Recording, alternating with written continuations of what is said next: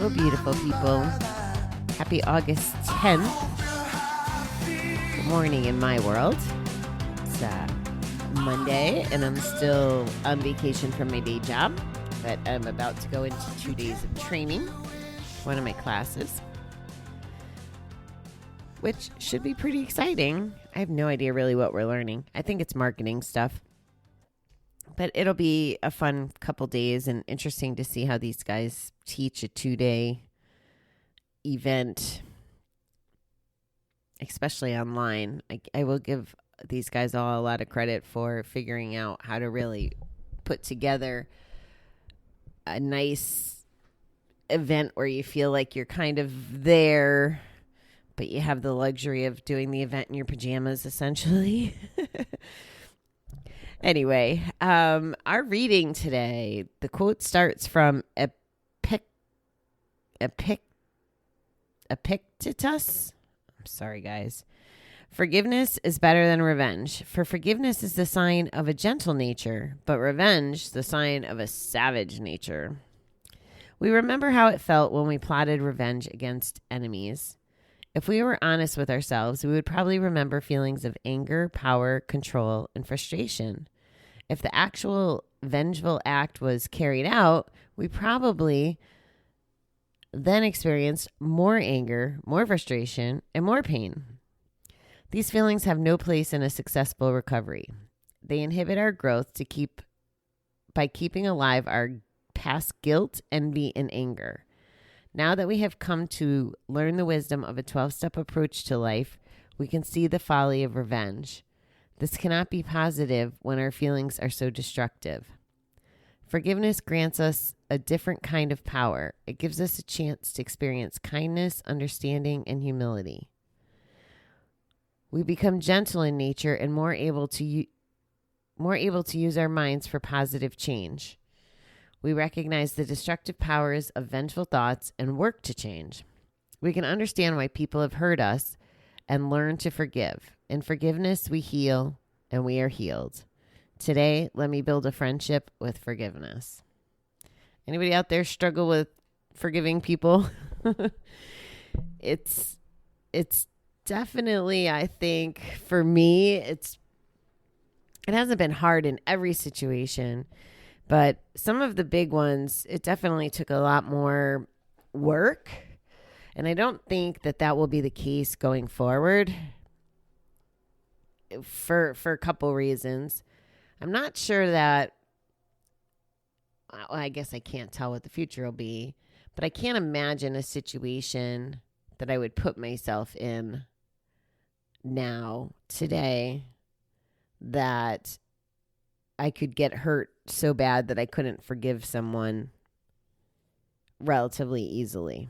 I mean, I've worked through forgiveness almost the last year, when it came to that one person, and I sent forgiveness and love, as often as I could mentally.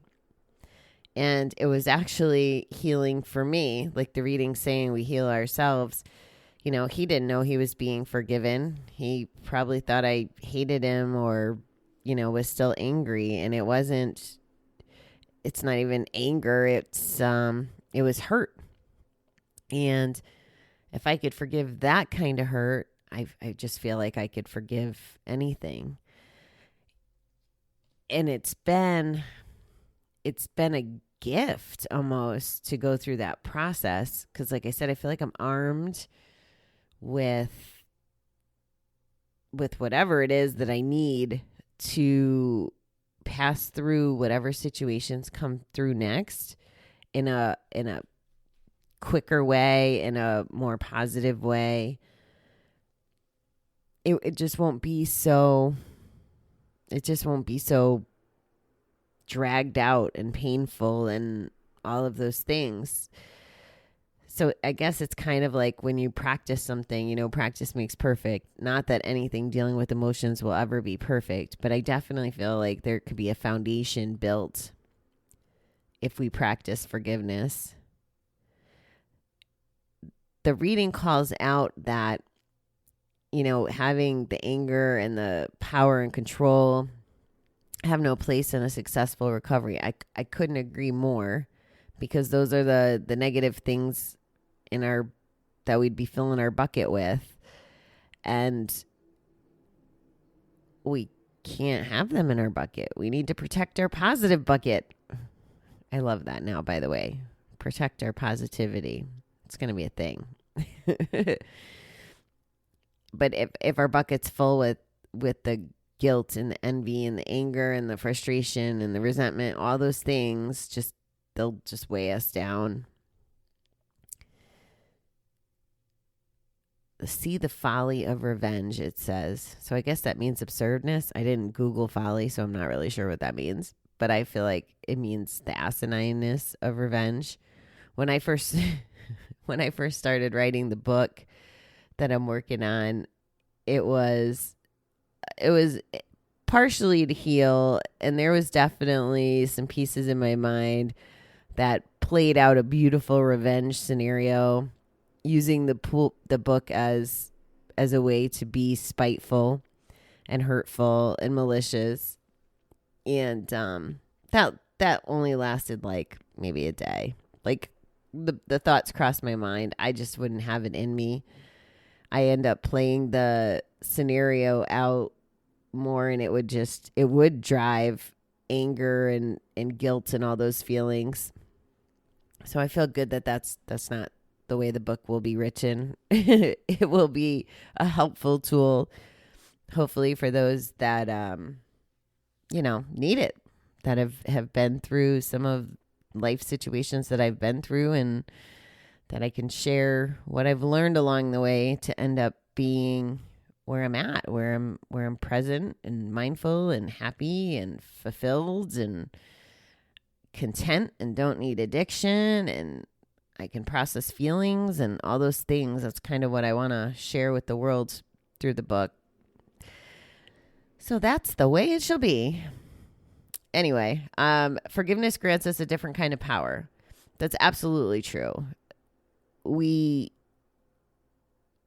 free from whatever harm might have been done to us, in the sense that, like, it can't hurt us if we don't allow it to hurt us. And if we do that with grace and we forgive them, it just, I don't know the right word, settling or content or comfortable, whatever that language is. The other part of forgiveness that's important, and this could be a vicious cycle, but the other part is forgiving ourselves for things that we've done in the past. We can't hang on to that either. So think about it. If you're not forgiving yourself, you're churning the, resentments you hold for yourself, the guilt, the shame, all of that.